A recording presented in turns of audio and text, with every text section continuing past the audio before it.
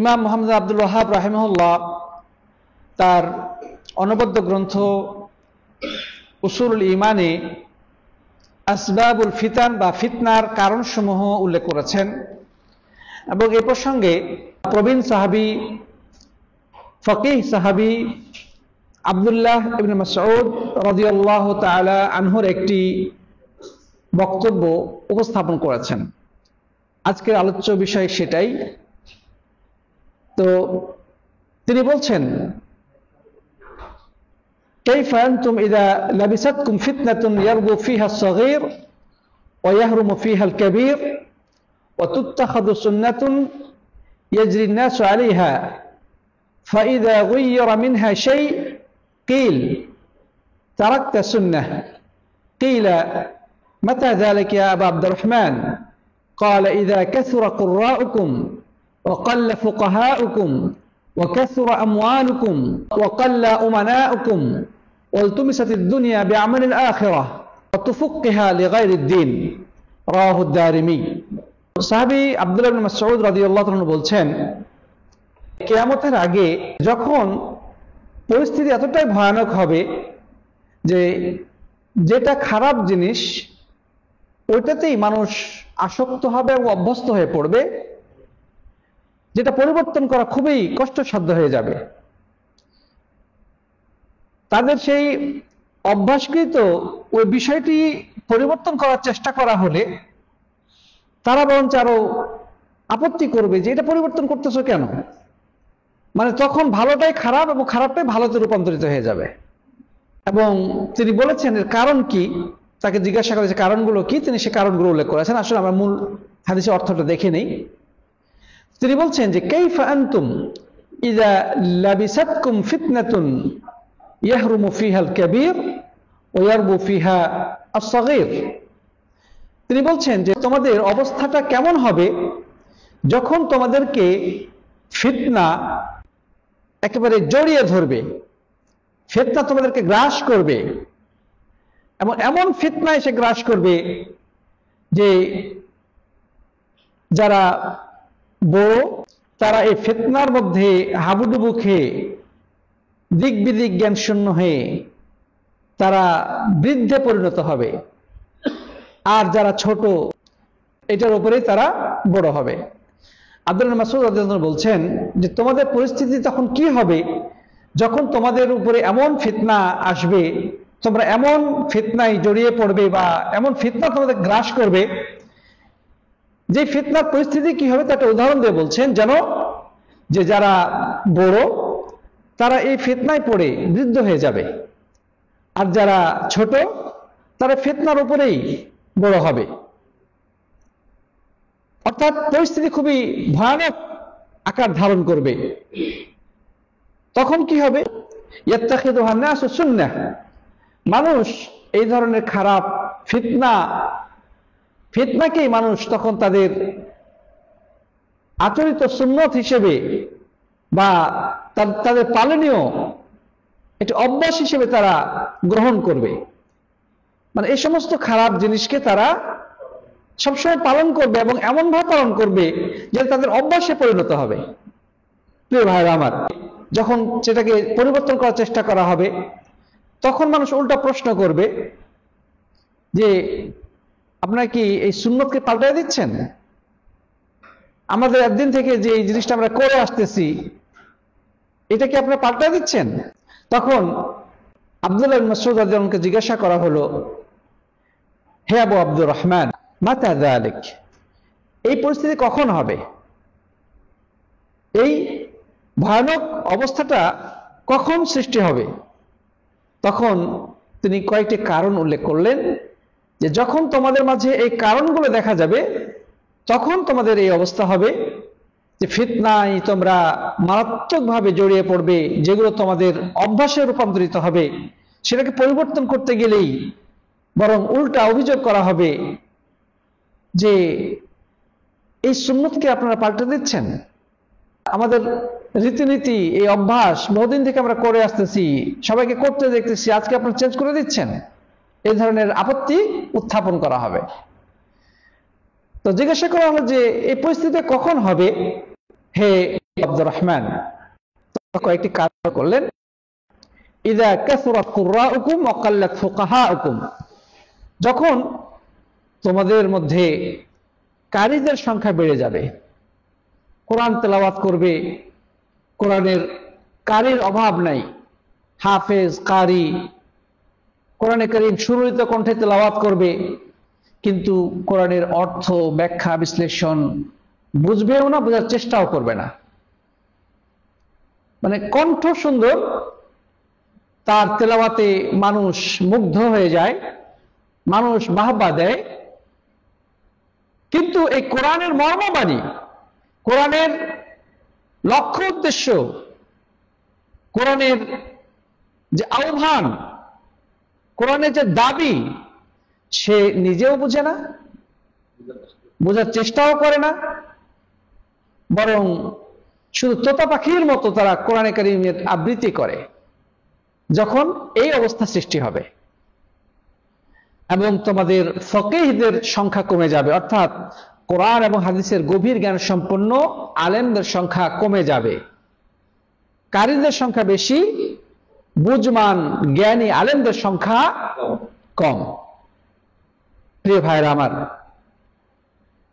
জানি না বর্তমানে সেই সিচুয়েশন এসে গেছে কিনা, কেরাতের ছড়াছড়ি, চতুর্দিকে কেরাতের সুরের লহরীতে মানুষ বাহবা দিচ্ছে, আন্তর্জাতিক বিভিন্ন প্রতিযোগিতায় কেরাতের ক্ষেত্রে আমাদের কারি সাহেবেরা বিভিন্ন gold medal, first second third prize নিয়ে আসছে, কিন্তু কোরআনের যে দাবি, কোরআনের ব্যাখ্যা বিশ্লেষণ, কোরআনের আহ্বান, সেগুলো থেকে তারা বহু দূরে, বুঝে না, তারা নিজেও জানে না যে আল্লাহ পাক এই কোরআনের মধ্যে কি বলেছেন, বোঝার চেষ্টাও করে না, তার লেখাপড়ার গণ্ডি ওই পর্যন্তই, আর সামনে অগ্রসর হতে চায় না।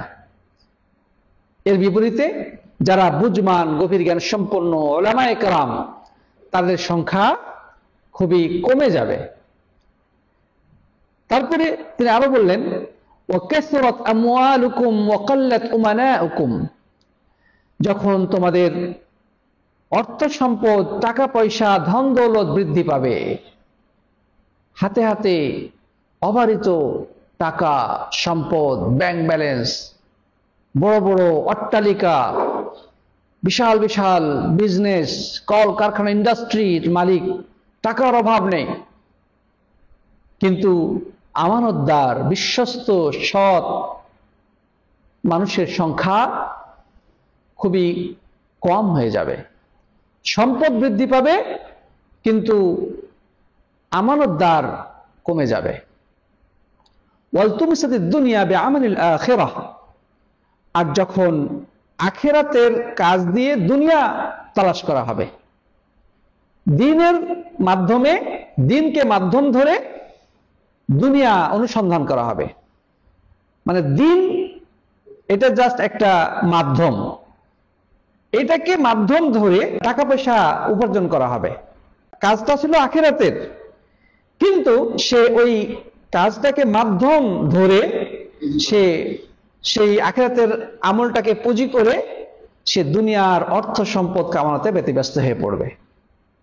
অতুফুক্কিহা লিগাইরিদ্দিন, আর কোরআন হাদিসের চর্চা করবে, কোরআন হাদিসের জ্ঞান অর্জন করবে দ্বীনের উদ্দেশ্যে নয়, তার পেছনে উদ্দেশ্য হলো অন্য। সে হয়তো কোরআন হাদিসে ভালো জ্ঞান অর্জন করবে, আলেম হবে, কিন্তু দ্বীনের খেদমতের জন্য নয়, দ্বীনের প্রচার প্রসারের জন্য নয়, বরং তার নিজেকে প্রচার করার জন্যে, অর্থ সম্পদ কামানোর জন্যে, দুনিয়াবি স্বার্থ হাসিল করার জন্যে, দুনিয়াতে তার যশ খ্যাতি হবে, এই উদ্দেশ্যে সে দ্বীনের ব্যাপারে গভীর জ্ঞান অর্জন করবে।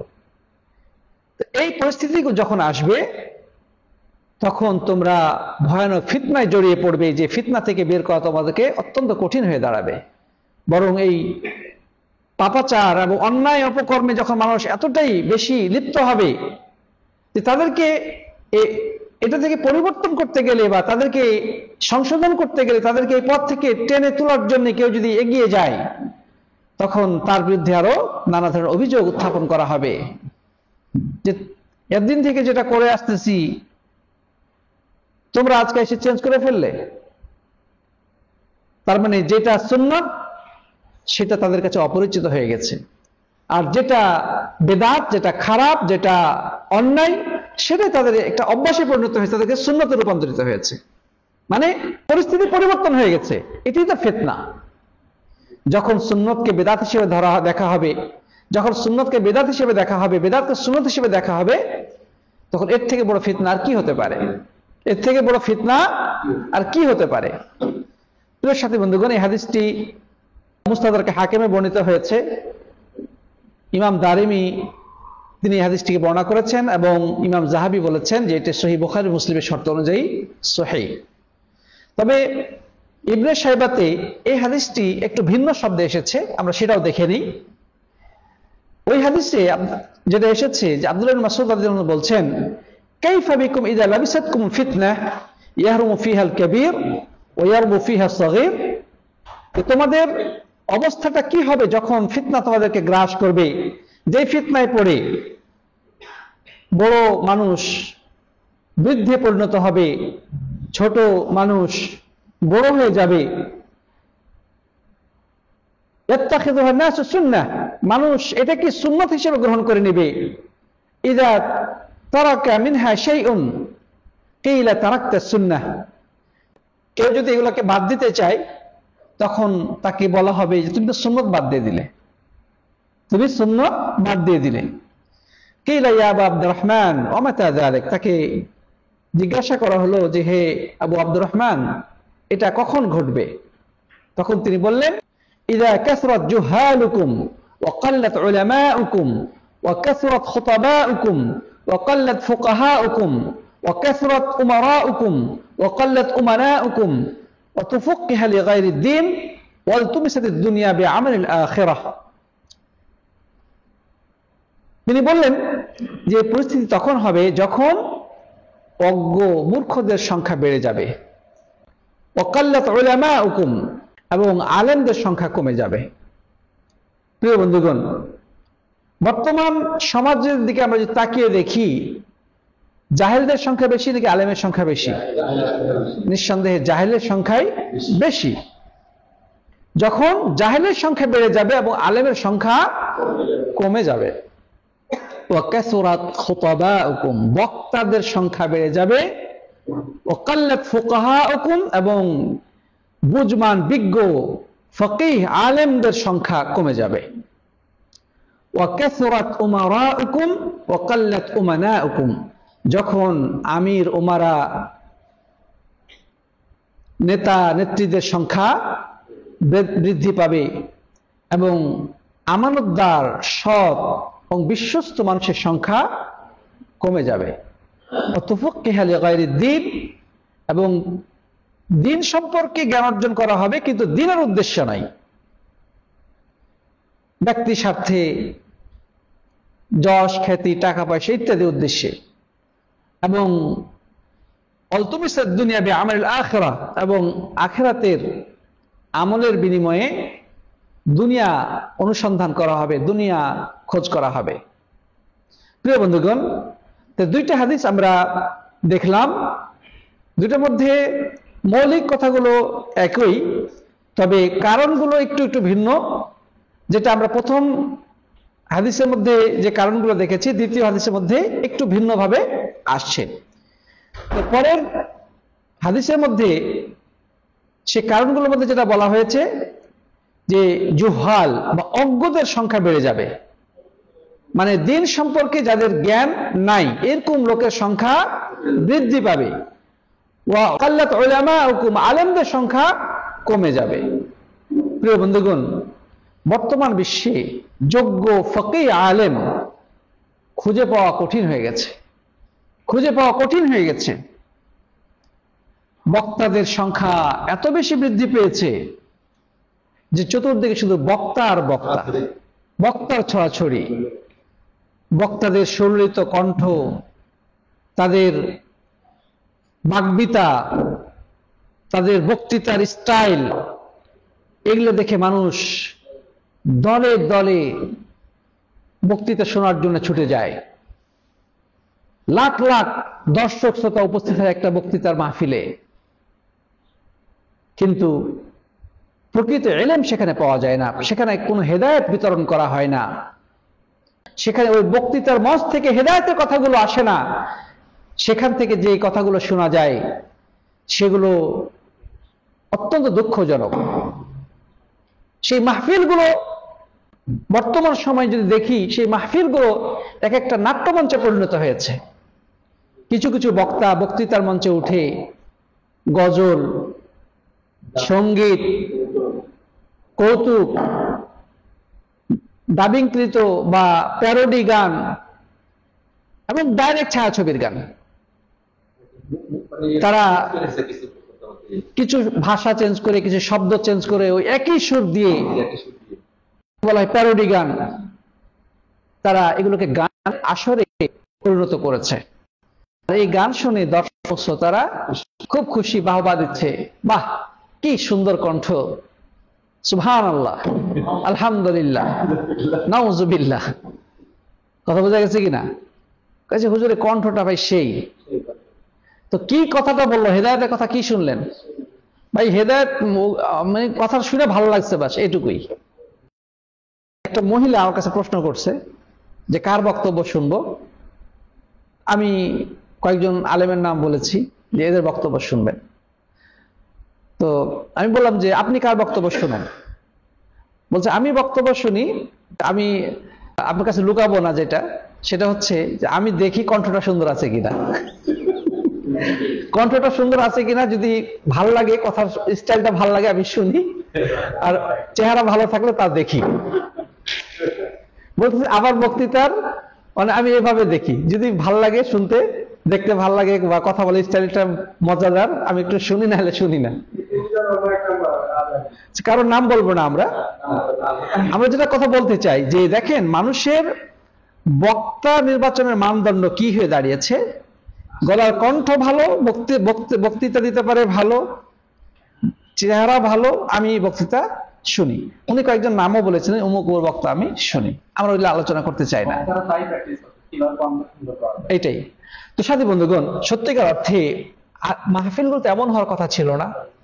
মাহফিলগুলোতে কথা ছিল কাল আল্লাহ কাল রাসূল, আল্লাহ বলেছেন, রাসূল বলেছেন, আল্লাহ এই কথা বলেছেন, রাসূল এই কথা বলেছেন, সাহাবীগণ এই কথা বলেছেন, তাবিঈন এই কথা বলেছেন। সেখান থেকে ইলম চর্চা হওয়ার কথা ছিল, ইলম বিতরণের কথা ছিল, তাওহীদ ও রিসালাতের কথা হওয়া উচিত ছিল, শিরকের বিরুদ্ধে গর্জে ওঠার কথা ছিল, বিদআতের বিরুদ্ধে গর্জে ওঠার কথা ছিল। সেগুলো বাদ দিয়ে কেউ এসে আবার রাজনীতি শুরু করে দেয়। কথা বোঝা গেছে কিনা? যে আমাদের সামনে ভোটে দেওয়া হয়েছে, উনি ভোটের প্রচারণা শুরু করে দিয়েছেন। বলতেছে সামনে আমাদের রয়েছে উহুদ, বদর, খন্দক যুদ্ধ, নাউজুবিল্লাহ মিন যালিক।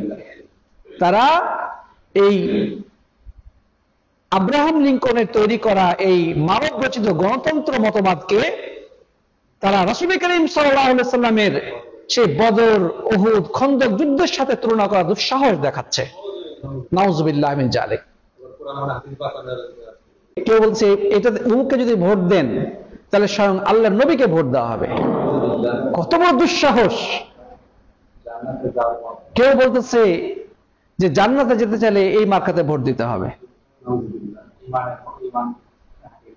এভাবে করে তারা এই কোরআন হাদিসের মাহফিলগুলোকে তারা রাজনৈতিক স্বার্থে ব্যবহার করতে শুরু করেছে। তাহলে কি বোঝা গেল? আব্দুল্লাহ মাসউদ রাদিয়াল্লাহু আনহু যে কথাটা, সেটা সত্যে পরিণত হয়েছে অনেক ক্ষেত্রেই, যে কাসরাত খুতাবাউকুম, যখন তোমাদের বক্তাদের সংখ্যা বেড়ে যাবে এবং জ্ঞানী বিচক্ষণ আলেমের সংখ্যা কমে যাবে। আলেম আর বক্তা কিন্তু এক না, আলেম আর বক্তা এক না। আলেমের টার্গেট হচ্ছে ইলম বিতরণ করা, তার মুখ থেকে যেটা বের হবে ইলম বের হবে। কাল আল্লাহ কাল রাসূল, আল্লাহ এবং রাসূল কি কথা বলেছেন, আল্লাহর আয়াতের একটা ব্যাখ্যা কি, রাসূলের হাদিসের ব্যাখ্যা কি, আমরা কিভাবে আমল করব, এগুলো বের হবে। আর বক্তাদের মুখ থেকে বের হবে কিভাবে হাসানো যায়, কিভাবে তাদেরকে মজা দেওয়া যায়, কিভাবে আকর্ষণ সৃষ্টি করা যায়, যাতে আগামীতে আবারও তাকে দাওয়াত দেয়। 1 ঘন্টা বক্তব্য দিবে 20,000, 30,000, 40,000, 50,000, 1 লাখ। আর আমরাও যারা আমাদের সমাজে যারা এই বক্তৃতা আয়োজন করে, মাহফিল আয়োজন করে, তারাও দেখবেন যে ওই জাতীয় বক্তাকে নিয়ে আসবে, হেলিকপ্টার করে নিয়ে আসবে, লাখ লাখ টাকা দিয়ে নিয়ে আসবে এই আধা ঘন্টা 1 ঘন্টা বক্তব্য দেওয়ার জন্য। কিন্তু তারা নিজেরাও যেভাবে কোনো হেদায়েতের আশপাশে নাই, আবার যেই বক্তা বক্তৃতা দিয়ে গেল তাদের দ্বারাও কেউ হেদায়েত হয়েছে বলে তেমন এটা জানা যায় না, খুব পরিমাণ খুবই সামান্য, যদি হয়েও থাকে খুবই সামান্য। প্রিয় ভাইরা আমার, অথচ ওই মাহফিল কমিটির যে মসজিদ যদি দেখেন, ওই মসজিদে ইমাম বেতন ঠিক মতো দেয় না। অথচ যদি এত টাকা বক্তার পিছনে খরচ না করে যদি একজন যোগ্য কোরআন হাদিসের গভীর জ্ঞান সম্পন্ন আলেমকে মসজিদের খতিব হিসেবে নিয়োগ দেওয়া হতো এবং তাকে একটু ভালো বেতন দিয়ে, উৎসাহ দিয়ে, তাকে থাকার ব্যবস্থা করে দিয়ে, তার সার্বিক ব্যবস্থা করে দিয়ে, তাকে যদি আর একটু সুযোগ করে দেওয়া হতো ভালো দাওয়াতি কাজের জন্য, এর দ্বারা সমাজে অনেক উপকার হতো। কিন্তু সেটা করবে না। সবচেয়ে কম দামি একজন ইমামকে নিয়ে আসবে, হ্যাঁ, যে মুখ ফুটে কোনো জোরালো কোনো বক্তব্য দেওয়ার মতো ক্ষমতা তার নাই, করে না কেউ ফুসফাস, মারে না কেউ ঢুস ঢাস, এরকম একটা অবস্থা। মানে নরম সরম দেখে একেবারে খুবই দুর্বল শ্রেণীর একজন আলেমকে নিয়ে এসে ইমাম বানায় রেখে দিছে। অথচ এই লোকগুলোই লাখ লাখ টাকা খরচ করে বড় বড় বক্তাদের নিয়ে এসে বক্তৃতা দেওয়াচ্ছে। যারা আয়োজক তারা অমুক ক্লাবের সদস্য, 5 ওয়াক্ত নামাজও ঠিক মতো পড়ে না, দাঁড়িয়ে নাই, টাকনুর নিচে প্যান্ট, বিড়ি সিগারেট টানতেছে। মানে এটা একটা সামাজিক উৎসবে পরিণত হয়েছে, এটা একটা বার্ষিক উৎসব, এটা কিন্তু হেদায়েতের মঞ্চ না। যাই হোক সাথী বন্ধুগণ, কথা বললে অনেক কথা বলা হবে, যে আমির ওমারা, নেতা নেত্রীদের সংখ্যা বেড়ে যাবে, কিন্তু যাদের হাতে নেতৃত্ব, যারা প্রশাসনে বসে আছে, যারা ক্ষমতার মসনদে বসে আছে, তাদের মধ্যে সে আমানতদারিতে থাকবে না, সে বিশ্বস্ততা উঠে যাবে, সততা এবং সত্যবাদী তাদের মধ্যে অনুপস্থিত থাকবে। তারা সরকারি সম্পদকে কিভাবে লুণ্ঠন করা যায়, কিভাবে বিদেশে পাচার করা যায়, কিভাবে নিজেদের ব্যাংক ব্যালেন্স বাড়ানো যায়, নিজের আত্মীয় স্বজনকে, নিজের দলের লোকদেরকে কিভাবে সুবিধা দেওয়া যায়, তারা সেই চিন্তায় ব্যতিব্যস্ত। গণমানুষের কল্যাণের কথা কেউ চিন্তা করে না। আপনার যদি রাজনৈতিক কোনো সম্পৃক্ততা না থাকে, আপনাদের কেউ তাকেও দেখবে না, আপনাদেরকে তাকিয়েও দেখবে না। আর আপনি যদি কোনো দলের সদস্য হন, যদি কোনো নেতার নিকটস্থ কেউ হন বা তার প্রিয়ভাজন হন, তাহলে আপনার 7 খুন মাপ। আপনি খুন করলেও আপনার জন্য সবকিছুই মাপ। প্রিয় ভাইরা আমার, কিয়ামতের আগের যে পরিস্থিতি, সেটা আমাদের সমাজে অনেকাংশে বাস্তবে প্রতিফলিত হতে দেখা যাচ্ছে। সব নেতা, প্রত্যেকটা গ্রামে গ্রামে নেতা, শহরে, উপজেলায়, জেলায়, যেখানে যান শুধু নেতা। সহসভাপতি, কিছু পদ না পেলে তাকে সহসভাপতি পদ দিয়ে রেখে দিয়েছে। একটা সংগঠনের সহসভাপতি পদ দিতেছে 10 জন, 15 জন, 20 জন। ওই মাহফিলে আবার ওদেরকে ডাকতে হবে। মাহফিলে বক্তার থেকে আমন্ত্রিত নেতাদের নাম যদি দেখেন, সেখানে আপনি আশ্চর্য হয়ে যাবেন। একেবারে মানে পাতি নেতা থেকে বড় নেতা পর্যন্ত সব ওই লিস্টের মধ্যে আছে। আমাদের সমাজের অবস্থাটা কোন পর্যায়ে চলে গেছে, আল্লাহ আমাদেরকে হেদায়েত করুন, পড়ি আল্লাহুম্মা আমিন। কিন্তু আমানতদারিতা, বিশ্বস্ততা, সততা তাদের কাছে নাই। চেয়ারম্যান হয়েছে, সরকারি অনুদান আসলে আগে তার নিজস্ব চাহিদা পূরণ করে জনগণ যদি পায়, সেটা হচ্ছে উচ্ছিষ্টাংশটুকু। মানে মানুষ ভাত খাওয়ার পরে কিছু ময়লা ফেলে দেয় না, তো জনগণের কাছে যেটা পৌঁছে অনেক ক্ষেত্রেই সেটা হচ্ছে উচ্ছিষ্ট, পরিত্যক্ত, মানে যেটা আসলে কোনো কাজের না। আর বাকি যেটা মূল জিনিস, ওরা কিন্তু নিজেরা আগেই সাবাড় করে ফেলছে, নিজেরা খেয়েছে, অথবা নিজেদের লোকজনকে দিয়ে, নিজের দলের লোকজনকে দিয়ে, নিজের পরিচিতদের মধ্যে দিয়ে এটা শেষ। সাধারণ পাবলিক এদের জন্য শুধু হাড্ডি। প্রিয় বন্ধুগণ, তারপরে এলেমের যে বিষয়টা, অনেক মাদ্রাসায় অনেক ছাত্র মাদ্রাসায় পড়াশোনা করে, কোরআন হাদিস পড়াশোনা করতেছে, কিন্তু তাদের উদ্দেশ্য হচ্ছে একটা চাকরি। উদ্দেশ্য কি? একটা চাকরি। পরীক্ষার হলে পরীক্ষা দিতে গিয়েছে, কোরআনের পরীক্ষা, হাদিসের পরীক্ষা, ফিকহের পরীক্ষা। আপনারা জেনে অবাক হবেন, যারা জানেন তারা তো জানেনই, আর যারা জানেন না আপনাদেরকে বলতে গেলে এটা বলতে নিজেদেরকে লজ্জা পেতে হয়। প্রিয় ভাই, মাদ্রাসার ছাত্র মাথায় টুপি, দাড়ি, পায়জামা পাঞ্জাবি পরে পরীক্ষার হলে গিয়েছে, কিন্তু নকল পাছার নিচে রেখে কোরআন আয়াত হাদিসকে লিখে সে নকল করতেছে, নাউজুবিল্লাহ। সে পায়ের সাথে রবার দিয়ে কোরআনের আয়াত পৃষ্ঠা ছিঁড়ে নিয়ে আসছে, তাফসিরে পৃষ্ঠা ছিঁড়ে নিয়ে আসছে, হাদিসের পৃষ্ঠা ছিঁড়ে নিয়ে আসছে, পায়ের মধ্যে রবার দিয়ে বেঁধে পরীক্ষা হলে পরীক্ষা দিতে এসেছে। আমি স্বচক্ষে দেখেছি, আমার স্বচক্ষে দেখা জিনিস আপনাদের সামনে বলতেছে। সাথী বন্ধুগণ, তাহলে এই লেখাপড়া, কোরআন হাদিসের এই জ্ঞান চর্চা কি জন্যে? সেটা কি দিনের জন্য করেছে সে?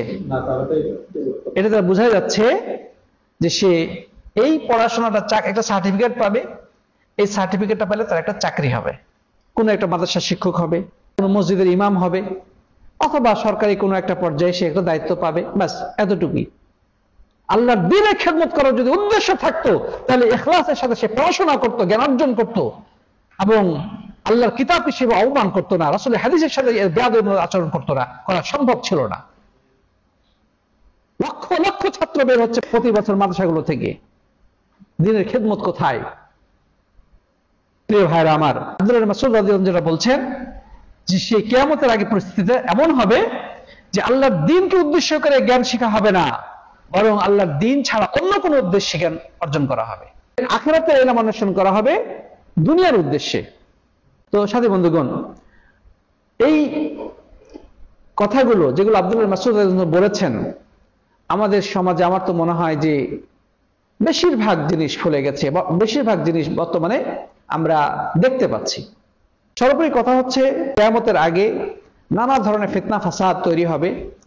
এই জিনিসগুলো মূলত সেই ফিতনার এক একটি রূপ। এর থেকে বড় ফিতনা আরো সামনে অপেক্ষা করছে।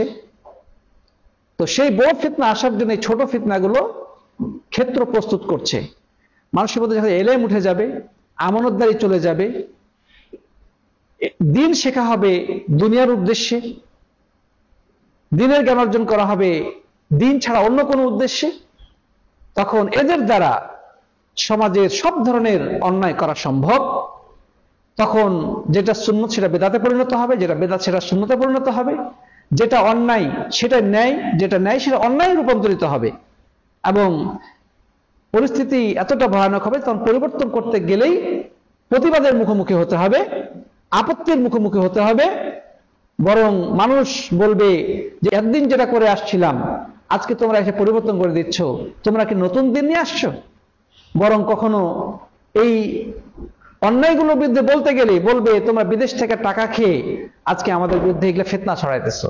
এখন এগুলো বলতে যাওয়াটাই ফিতনার কারণ হয়ে গেছে। ফিতনা নির্মূল করতে গিয়ে এখন যারা ফিতনার বিরুদ্ধে কথা বলছে তাদেরকে তারা ফিতনাবাজ বলছে, ঠিক না? ঠিক, তাদেরকে তারা ফিতনাবাজ বলছে, তাদেরকে বলছে এরা ইহুদি খ্রিস্টানের দালাল। আমার বড় হুজুর কি কম জানতেন? আমার পীর সাহেব কি কম জ্ঞান রাখেন? উমুক মুহতামিমের কি কোনো জ্ঞান নাই? তোমরা এগুলো বলতেছো? প্রিয় ভাইরা আমার, তার অবস্থা কিন্তু অনেকটাই সেই রূপ ধারণ করেছে। আল্লাহ যেন আমাদের সবাইকে ফিতনা থেকে হেফাজত করেন, পড়ি আল্লাহুম্মা আমিন। আজকের আলোচনা লম্বা করতে চাই না। আশা করি আমরা এই আলোচনা থেকে আব্দুল্লাহ মাসউদ রাদিয়াল্লাহু আনহুর কথাগুলোর বর্তমান পরিস্থিতি কিছুটা হলো উপলব্ধি করতে পেরেছি। বর্তমান যুগে সেগুলো কতটা প্রযোজ্য বা কতটা প্রতিফলিত হচ্ছে আমরা কিছুটা হলো ধারণা অর্জন করতে পেরেছি। আল্লাহ রাব্বুল আলামিন সবাইকে হেফাজত করুন, আমরা পড়ি আল্লাহুম্মা আমিন।